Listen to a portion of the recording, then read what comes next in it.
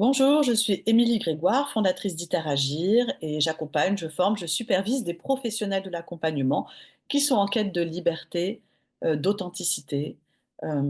Et aujourd'hui, j'aimerais te partager une vidéo sur un thème bien spécifique qui va concerner la communication, les relations et t'interpeller à savoir, est-ce que tu as tendance à privilégier dans tes relations une modalité de type dialogue ou plutôt une modalité de type conversation-débat? Alors j'aimerais te partager, ce qui se passe pour moi.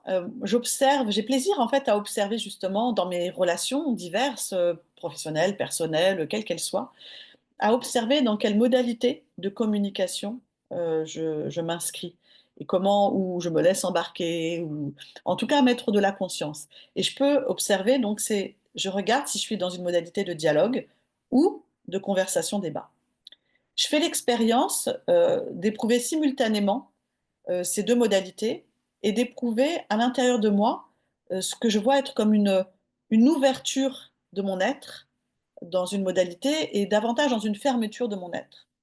D'un côté, dans une modalité, davantage d'être dans une proximité dans l'altérité et l'autre dans une division, un éloignement, une position.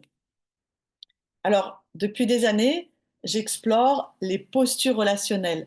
Je suis passionnée par tout ce qui est question de la relation intrapersonnelle, donc la relation à soi-même, et relation interpersonnelle, relation aux autres, donc et aux attitudes interpersonnelles, et leur potentiel impact sur la qualité de la relation. Et plus spécifiquement, moi, je m'intéresse beaucoup à la relation d'accompagnement, à toutes ces questions autour de la relation d'accompagnement. Mais aujourd'hui, ma vidéo, elle est pertinente aussi bien si tu es un professionnel de l'accompagnement que si tu n'es pas un professionnel de l'accompagnement, parce que ce qui se joue là, se joue dans toutes nos relations. Voilà. Je vois que certaines modalités de communication sont plus particulièrement au service du lien entre les êtres, et puis aussi au service du développement des personnes, et puis d'autres modalités vont être au service d'autres choses. Euh, et, et je ne veux pas le nier, mais en tout cas, il y a une orientation et j'ai envie de te partager une clé de lecture pour comprendre ce qui se joue dans tes relations, quel que soit le domaine, que ce soit le domaine social, familial, professionnel, amoureux, amical. Voilà. Et vraiment te dire que, en fait, nous ne cessons d'être dans des modalités de conversation qui, si tu y regardes de plus près, guident l'interaction vers une forme de débat. Alors, vraiment loin de moi de dire que la conversation débat n'a pas son utilité. Elle a des avantages. Par exemple, lorsque moi je me sens dans une conversation débat, je sens que je me sens dans un échange dynamique et vivant. Hein, ça peut vraiment amener ça. Et puis aussi, ça peut permettre de prendre des décisions rapidement. Hein, euh, et puis, quelque part, ça me fait glisser dans une forme d'argumentation qui me fait sentir en moi une forme de, de, de pouvoir personnel aussi. Donc voilà, loin de moi d'exclure ça, mais en tout d'exclure le débat. Mais il a son utilité. Et je t'invite à mettre de la conscience en fait dans tes interactions. Et puis évidemment, bah, moi j'aimerais te partager une alternative à cette modalité de communication qui est la plus fréquente. Si tu y regardes bien, nous avons tendance à être dans des modalités de conversation, de discussion qui glissent vers le débat très très très régulièrement. C'est ce qui est notre réflexe premier, quelque part de nous positionner contre ou par rapport. Et moi j'ai envie de te, de te sensibiliser à l'importance du dialogue, d'initier des choses autour de ça. Et puis pour vraiment apporter d'abord la distinction, que tu puisses comprendre c'est quoi cette distinction, bah, je vais m'inspirer des travaux de Marc Thiebaud qu'on peut retrouver sur son site coopérer.org. Première chose, j'ai envie d'aborder avec toi qu'est-ce qui se passe quand tu adoptes un mode de communication basé sur la discussion-débat. Discussion-débat. Et là, je vais m'atteler que sur ça dans un premier temps. Eh bien, lorsque tu es sur ce mode de communication, de discussion-débat, euh, à ce moment-là, lorsque moi je vais parler pour moi, eh bien, je vais avoir tendance vraiment à présenter et à défendre mon point de vue et à tenter d'évaluer quelle est la bonne pensée. Et ça s'invite ça, en fait, en moi.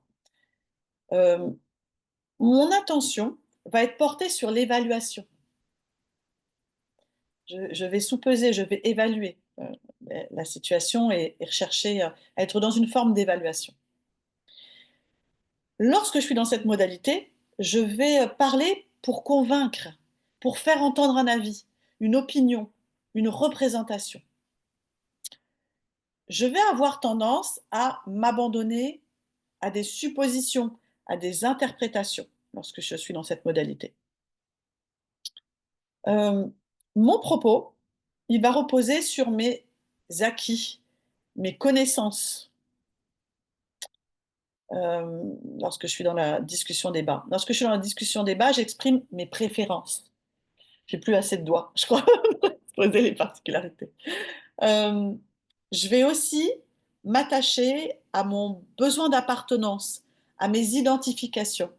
Lorsque je suis dans cette modalité, je suis attachée à quelque chose.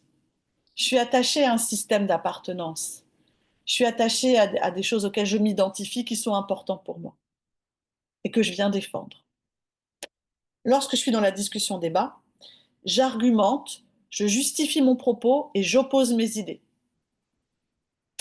Et enfin, lorsque je suis dans cette modalité, j'écoute, mais j'écoute pour répondre. Ça va, j'avais assez de doigts. Voilà, ça c'est ce que je relève lorsque je vais adopter un mode de communication basé sur la conversation débat. Maintenant, passons au deuxième point, lorsque j'adopte un mode de communication basé sur le dialogue. Qu'est-ce que c'est que le dialogue? Qu'est-ce qui se joue quand je suis dans le dialogue?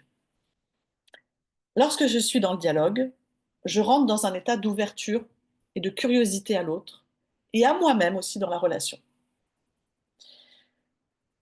Dans le dialogue, je cultive ma faculté à être en empathie.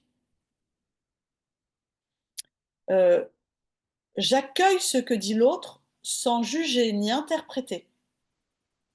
Je ne suis pas dans cette prédisposition du jugement et de l'interprétation. Je suis dans un accueil et du coup une absence de jugement ou d'interprétation, une minimisation en tout cas du jugement et de l'interprétation. Je vais, dans mes modalités de communication, je vais favoriser l'usage de feedback. C'est-à-dire que soit je vais mobiliser des reformulations, où je vais donner à mon interlocuteur un reflet de ses propos, où je peux aussi lui partager mon vécu, comment ça résonne, comment ça m'impacte, sans être dans la réaction ou la critique. Dans le dialogue, je m'ouvre à différents points de vue.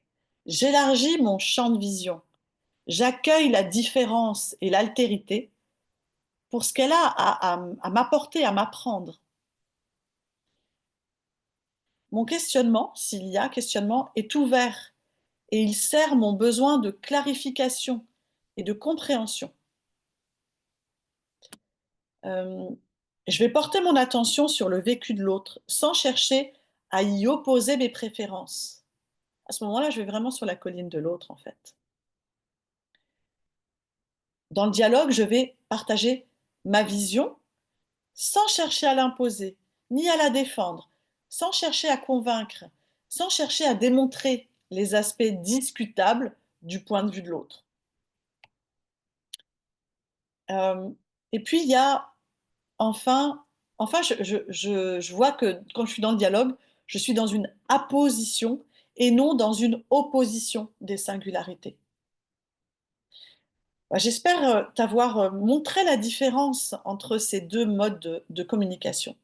Et je vois vraiment dans le dialogue, dans les particularités du dialogue, je vois un art d'être en relation.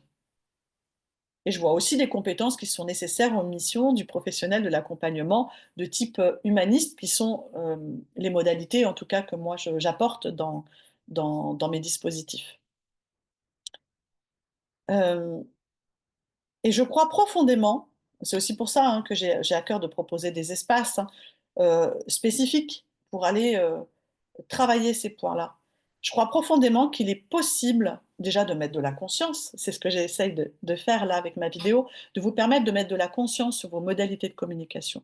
Mais aussi, je crois qu'il est possible de muscler ses capacités à à être, euh, à nourrir ses facultés de dialogue. Je crois que le dialogue n'est pas ce qui est le plus naturel, c'est pas le réflexe premier que l'on adopte, mais qu'il y a possibilité de s'entraîner à être dans ces modalités de relation, euh, voilà, qui vont vraiment permettre d'être présent à l'autre, présent à soi-même dans le lien à l'autre, et puis de cultiver l'écoute, l'empathie, la reliance, euh, de,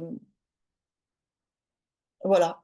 Et encore une fois, hein, je tiens vraiment à dire que la discussion et le débat peuvent avoir vraiment leur utilité, et, mais c'est une modalité tellement naturelle, tellement facile quelque part, euh, ancrée chez l'être humain, que ma volonté, elle est vraiment de pouvoir initier, nourrir, sensibiliser, former euh, des modalités relatives au dialogue et tout ce qui se joue autour de ça. Alors, eh bien, à la fin de cette vidéo, j'ai envie de te proposer une pause réflexive, une proposition. J'ai envie de t'inviter dans les prochains jours à observer tes interactions. Regarde comment tu communiques. Regarde comment tu ressens tes interactions. Et demande-toi, est-ce que je suis dans le dialogue ou est-ce que je suis dans une modalité de conversation-débat? Regarde ça, observe avec curiosité. Sans culpabilité hein, sur ce que j'ai pu dire, encore une fois, ça peut avoir son utilité, mais regarde et éprouve. Et regarde quel effet cela a sur toi et sur tes interlocuteurs aussi. Regarde l'impact que ça produit aussi sur l'ouverture ou la fermeture de ton cœur, ta prédisposition à l'autre ou quelque chose qui est plus dans une fermeture à l'autre. Et en fonction des modalités de communication, eh bien, comment tu vis l'altérité? Comment tu vis la différence? Voilà, je t'invite vraiment à aller observer, à aller regarder, à mettre de la curiosité dans ces prochains jours. Et je serai extrêmement curieuse. Alors déjà, je suis curieuse de savoir comment ça résonne pour toi, cette vidéo et mon propos. Et ensuite, j'adorerais avoir ton retour sur qu'est-ce qui s'est joué pour toi? Qu'est-ce que tu as observé? Euh, voilà, n'hésite pas à me le partager. J'ai fini pour cette petite vidéo dont le but était vraiment de t'interpeller sur ces modalités de communication, de dialogue ou de conversation débat, de différencier les deux et en même temps euh, de t'inviter, de te proposer à aller observer ce qui se passe pour toi.